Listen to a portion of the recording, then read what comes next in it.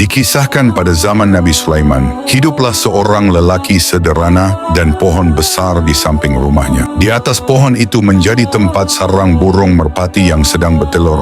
Pada suatu hari, istri dari lelaki itu menyuruhnya memanjat pohon itu untuk mengambil telur merpati agar dijadikan makanan untuk anak-anak mereka. Lelaki itu pun menuruti kemauan istrinya. Kemudian lelaki itu memanjat pohon tersebut dan mengambil telur merpati itu. Selepas kejadian itu, induk merpati yang kehilangan telurnya. Ia pun langsung mengadukannya kepada Nabi Sulaiman tentang kejadian itu. Mendengar hal itu, akhirnya Nabi Sulaiman memanggil lelaki itu dan menasihatinya agar segera bertaubat. Lalu lelaki itu berkata, "Wahai Nabiullah, aku berjanji aku tidak akan mengulanginya lagi." Lalu di kemudian hari, istri lelaki itu menyuruhnya kembali agar mengambil telur merpati itu.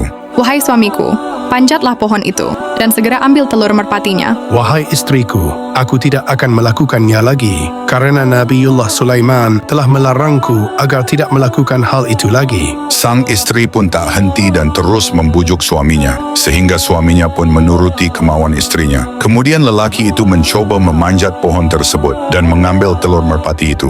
Lalu induk merpati kembali mengadukan hal tersebut kepada Nabi Sulaiman. Mendengar hal itu, Nabi Sulaiman pun marah. Kemudian Nabi Sulaiman memerintahkan 2 jin untuk menjaga pohon itu. Lalu Nabi Sulaiman berkata kepada jin tersebut, "Jika lelaki itu terus mengulangi perbuatannya, jatuhkanlah ia dari pohon." Setelah mendapat perintah dari Nabi Sulaiman, kedua jin tersebut bergegas pergi dan melaksanakan tugasnya. Setelah beberapa waktu, induk merpati itu bertelur lagi. Kemudian lelaki itu segera memanjat pohon. Belum sampai di atas, tiba-tiba datanglah seorang pengemis mengetuk pintu rumahnya. Lelaki itu pun segera turun dari pohon. Lalu ia mengambil sepotong roti dan memberikannya kepada pengemis itu. Setelah itu, ia kembali memanjat pohon untuk mengambil telur merpati. Saat kedua jin itu telah bersiap untuk menangkapnya dan akan menjatuhkan lelaki itu dari pohon. Namun tiba-tiba Allah mengutus 2 malaikat. Lalu para malaikat pun menangkap kedua jin itu dan melemparkannya ke arah timur dan ke arah barat. Lalu lelaki itu pun selamat. Kemudian induk merpati kembali mengadukan kejadian itu kepada Nabi Sulaiman. Dengan marah, Nabi Sulaiman pun memanggil kedua jin itu.